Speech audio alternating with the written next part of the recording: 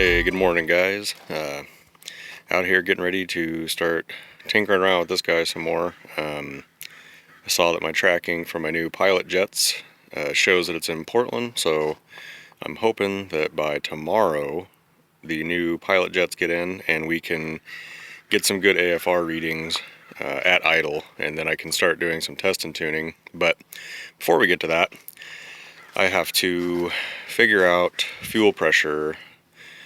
It was seeming to run okay with the electric pump regulated down. I got on the gauge, I got it to read about just a hair over zero, but I still saw some intermittent overflowing or pushing past the float.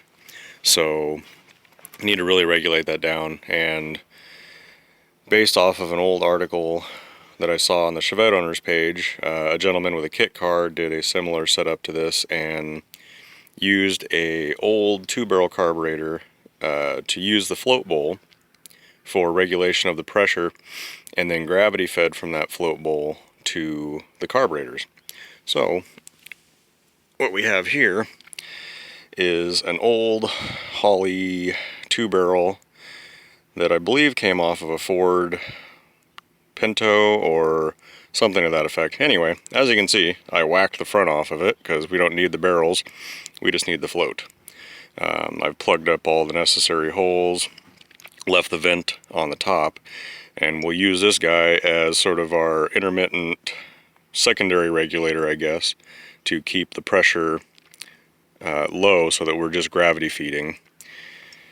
Now I'm hoping to mount this somewhere like that. I'll have to drill and tap a hole in the bottom of the bowl, probably on this side of things, and then allow the fuel to just free flow, gravity fed to the carbs once they're mounted. The other thing I didn't like was my main fuel line coming in down here. I had the fuel line kind of wrapped up here with a regulator and all that, and it just looked like ass. So I want to clean that up, and I want to get it away from my coil in the event that there's, some fuel spillage. The last thing I want is that to be near a source of ignition, potentially. So I'm going to route that line up over here. I might mount my regulator and pressure gauge over here somewhere, and then we'll do a loop line, a fuel line that comes up and around over here, goes to my bowl inlet, and then we'll have that one line going from there. So I know that that's not optimal as far as fuel near electrical, but I'm hoping that it'll be okay, and I'm thinking about doing something with the top of this, put some sort of a cap or a bung on it with a maybe a filter of sorts to kind of just reduce that risk. Watch after my tools. Anyway, we're back. Been kind of haphazardly working on this today, playing with the kiddo, doing some other things, but we got somewhere. Unfortunately, it doesn't look like the jets are going to show up. Kind of a bummer. Says they were in Portland out for delivery, but not coming to me today. So anyhow, went and got some new fuel line. I rerouted this. I'll end up securing it somewhere in this area. Got my regulator and my fuel pressure gauge mounted to a hole that was pre-existing in the inner fender well. Routed the hose up in here, along here, and here we are at my little half carburetor float bowl pressure deregulator, I guess you'd call it. Drilled and tapped in the side of the bowl, made sure it was going to feed properly. It's at the bottom of the bowl, so it should be given plenty of gravity fed pressure via the fuel line. Got it capped right now because I'm just kind of mocking up to see where things are going to go, getting ready for the jets. This will come down here obviously and plug right in, and then gravity feed from the bowl. I already pressure tested my fuel system. I kicked on the electric pump, set my pressure, and listened and heard the bowl fill and then shut off. And then I gravity fed into a cup and made sure that the float was working, and it was. So we're really close. If I could just get those jets, we'd be golden. So hopefully we'll be moving on that. Also, I had some time. I ended up daisy chaining my two crankcase vents. I got my PCV valve here, and then this one was just an open valve that usually goes to the air cleaner. But I ended up routing my hose back behind, and I relocated my air oil separator to over here. And I'll put a filter on the end of this, or eventually if I put some pod filters or something on the end of that, I'll route it into there so it can help pull some of the gases back through the exhaust and through the intake and combustion chambers. But check it out, guys. Got the new pilot jets in. Had to wait an extra day, but got them in. Gonna slap it together and let's do some tuning. Hey, good morning, guys. So the new jets came in yesterday. I put them in. I kind of got it to idle. We had some vacuum leak issues.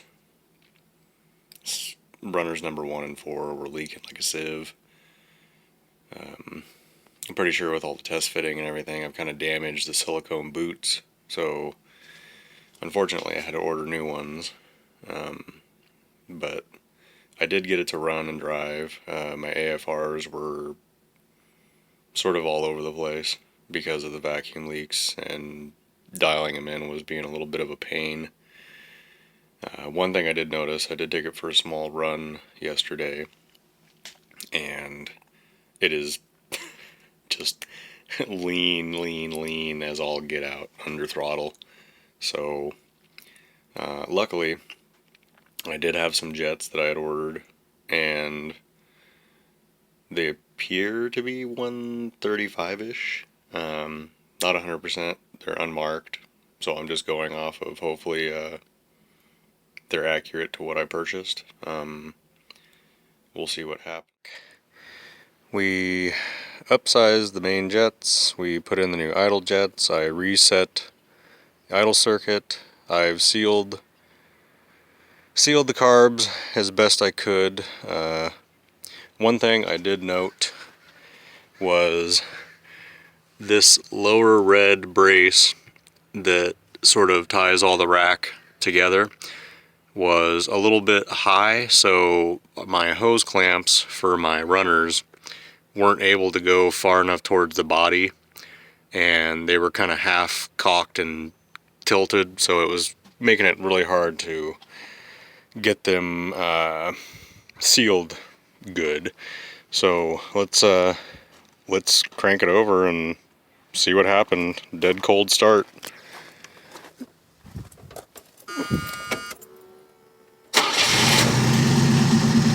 No way.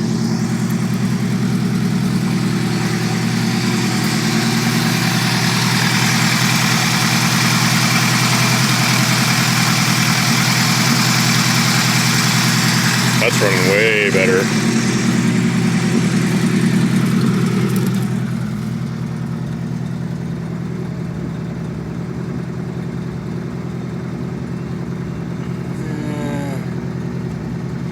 Oh, there we go.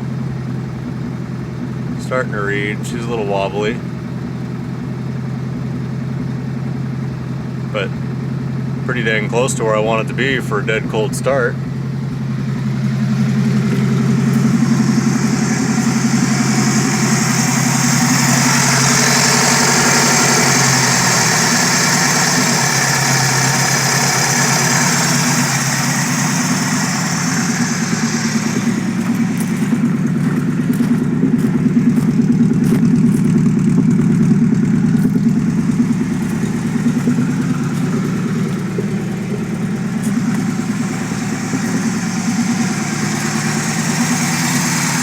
Some acceptable AFRs, and we're in a safer spot. I say we go take it for a test rip and see how she actually performs.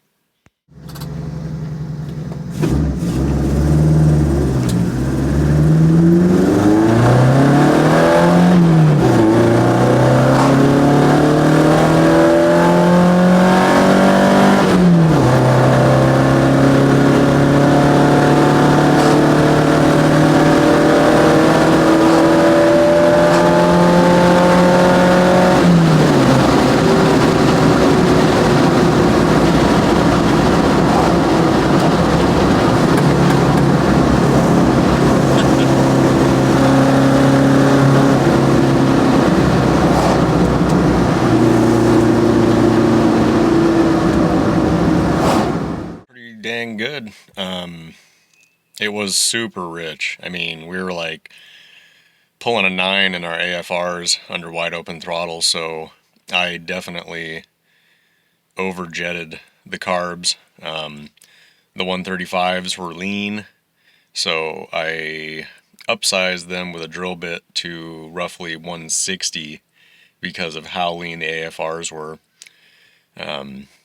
Obviously 160 is a bit much, so I guess I'm going to be shooting for maybe like 140, 150 to lean that out a little bit. She's sluggish in the top end, but only because it's running so fat. So I think if I can get my AFRs closer to like 13, maybe even 12 and a half, that'll be pretty dang good and will give us some good results as far as how it pulls. Comparatively to the Weber carb and the stock manifold setup, it definitely feels slower right now, but it's rev happy. Even with the sluggish AFRs, it's still wanting to rev more than it ever did with the poorly designed stock Chevette manifold. So I think if we get a little bit more tuning done and really get those AFRs dialed in, I think we'll have some great results, and it just wants to rev and rev. So not that the Chevette is really made for that, but we'll give it a shot, and I'll just have to set my rev limiter, hopefully, one of these days. Get some sort of an MSD deal to limit me because I love the sound of RPM, and if I'm not watching that tack, I could very well over rev it, and number 3 will be coming out to say hello. So until the next time, guys, stay cool. Oddfather out.